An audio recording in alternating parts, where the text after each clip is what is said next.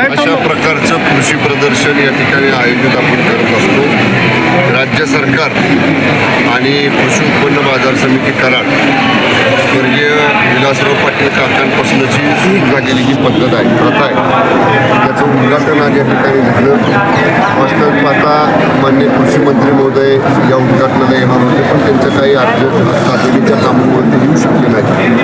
शेतकऱ्यांना 3 दिवस एक प्रकारची कृषीसाठीची पर्वणी ही या बहुउद्देशीय कृषी प्रदर्शनामधनं जिल्हावासियांनाच नव्हे तर शेजारच्या जिल्ह्यातले लोकंसुद्धा या कृषी प्रदर्शनामध्ये येत असतात आणि एक चांगली प्रथा सुरू झाली होती काकांच्या काळामध्ये आहे ती अशीच पुढे चालू राहिलेली आहे.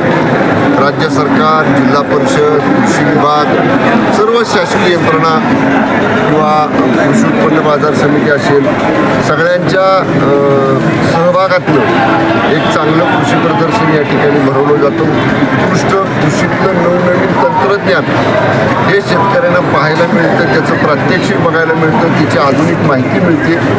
यावर्षी AI टेक्नॉलॉजीमार्फत शेतीमध्ये कसा त्याचा वापर करायचा याचंही प्रात्यक्षिक आपल्या कृषी विभागामार्फत या ठिकाणी आपण स्टॉल त्याचा या ठिकाणी उपलब्ध आहे. त्यामुळे चांगली पर्वणी शेतकऱ्यांसाठी या कृषी प्रदर्शनाच्या माध्यमातून जिल्ह्यातल्या आजूबाजूच्या जिल्ह्यातल्या शेतकऱ्यांना उपलब्ध झालेली आहे. साहेब, एवढा मोठा कराडमध्ये तुमच्या पक्षाचा विजय झाला, तुम्ही काहीच प्रतिक्रिया